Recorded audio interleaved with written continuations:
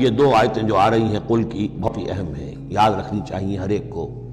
قل اننی، اب کس سے خطاب ہو رہا ہے؟ محمد الرسول اللہ سے۔ آپ نے دیکھا کتنی 20 رکوعوں پر مشتمل سورت یا ایھا الذین آمنوا کا لفظ ایک دفعہ نہیں آیا۔ ہاں جہاں بیچ بیچ میں خطاب ہے محمد سے صلی اللہ علیہ وسلم، گفتگو ہو رہی ہے حضور سے، حضور کی وساطت سے تمام اہل ایمان بھی مخاطب ہیں، لیکن صراحت کے ساتھ خطاب جو ہے یا ایھا الذین آمنوا وہ نہیں۔ قل اننی ہدانی ربی الی صراط مستقیم، کاش کہ ہم میں سے ہر شخص یہ کہہ سکے، کہے گا تبھی جب کہ اللہ کی راہ ہدایت کو اختیار کرے گا۔ کہو میرے رب نے تو مجھے ہدایت دے دی ہے سیدھی راہ کی طرف، اللہم ربنا اجعلنا منہم۔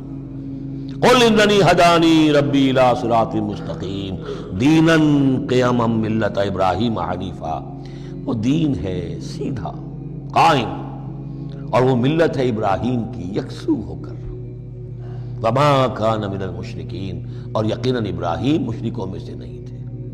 قل، پھر دوسرا قل آ گیا، ان صلاتی و نسکی و محیای و مماتی للہ رب العالمین، کہو میری نماز میری قربانی، اور جیسے میری نماز اور میری قربانی اللہ کے لیے ہے، میری زندگی اور میری موت اللہ کے لیے ہے، رب العالمین جو تمام جہانوں کا پروردگار ہے۔ یہ کہنے کے ہم قابل ہوں، زندگی وقف کریں، طے کر لیں کہ جینا ہے اللہ کے لیے، مرنا ہے اللہ کے لیے۔ ٹھیک ہے، زندگی کی ضروریات ہیں، ضروریات کی حد تک آدمی اپنا وقت اپنی صلاحیت کچھ اس میں بھی لگائے، لیکن یہ نہ معلوم ہو کہ اصل شے یہ ہے، اور دین کو صرف ضمیمہ بنا رکھا ہے، بلکہ معلوم ہو کہ اصل شے یہ ہے، جینا مرنا اٹھنا بیٹھنا چلنا پھرنا سونا جاگنا اللہ کے لیے ہے۔ البتہ یہ کہ ضرورت کے تحت جو بھی انسانی لازمی ضروریات ہیں ان کے لیے کچھ نہ کچھ وقت جو ہے انسان مجبوراً کہیں اور لگا رہا ہے۔ وَبِذَالِكَ أُمِرْتُ، اور مجھے تو اسی کا حکم ہوا ہے، وَأَنَا أَوَّلُ الْمُسْلِمِينَ، اور سب سے پہلا فرما بردار میں خود ہوں۔ قُلْ أَغَيْرَ اللَّهِ أَبْغِي رَبًّا، کہیے ذرا ان لوگوں کی طرف روح سخن ہے، میں اللہ کے سوا کسی اور کو اپنا رب مان لوں؟ اغیر اللہ ابغی ربًا، اللہ کے سوا کسی اور کو اپنا رب تلاش کروں؟ وَهُوَ رَبُّ كُلِّ شَيْءٍ، جبکہ وہ تو ہر شے کا رب ہے۔ وَلَا تَكْسِبُ كُلُّ نَفْسٍ إِلَّا عَلَيْهَا، اور نہیں کماتی ہر جان مگر اپنے ہی اوپر، جو بھی برائی کوئی کما رہا ہے جو بھی ہے وہ اس کا وبال اسی پر آئے گا۔ وَلَا تَزِرُ وَازِرَةٌ وِزْرَ أُخْرَىٰ، اور نہیں اٹھائے گی کوئی بوجھ اٹھانے والی کسی اور کے بوجھ کو، ہر ایک کو اپنی اپنی گٹھڑی اٹھانی ہے، اپنا اپنا بوجھ اٹھانا ہے۔ لا تزر وازرۃ وزر اخری، کیونکہ نفس کا لفظ آ رہا جان، کوئی جان نہیں ہوگی کسی اور کی جان، کسی اور جان کے بوجھ کو اٹھانے والی، ہر ایک کو اپنا بوجھ، اپنی ذمہ داری، اپنی اکاؤنٹیبلٹی، اپنا حساب کتاب خود دینا ہوگا۔ ثم الی ربکم مرجعکم، پھر تمہارے رب ہی کی طرف تم سب کا لوٹنا ہے۔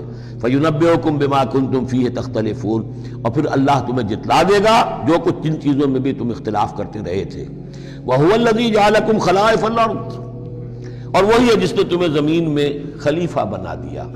ایک تو یہ کہ خلیفہ عثمانی میں بھی کہ جو خلافت حضرت آدم کو دی گئی علیہ الصلوۃ والسلام، تو وہ پوٹینشلی تمام انسانوں کو دی گئی ہے، اور جو بھی شخص اللہ کا مطیع و فرمان ہو، اللہ کو اپنا حاکم اور بادشاہ مان لے، تو وہ گویا کہ اس کی خلافت کا حقدار ہو گیا۔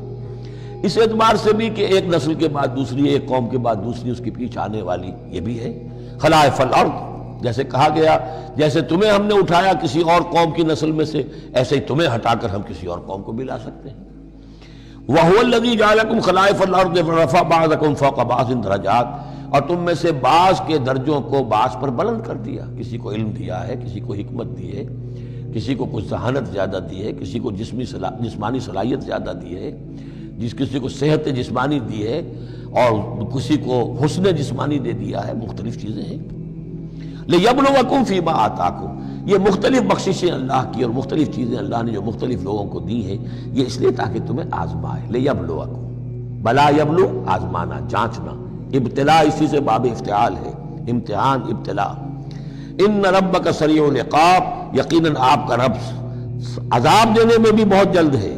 انہ لغفور الرحیم، اور یقیناً وہ غفور اور رحیم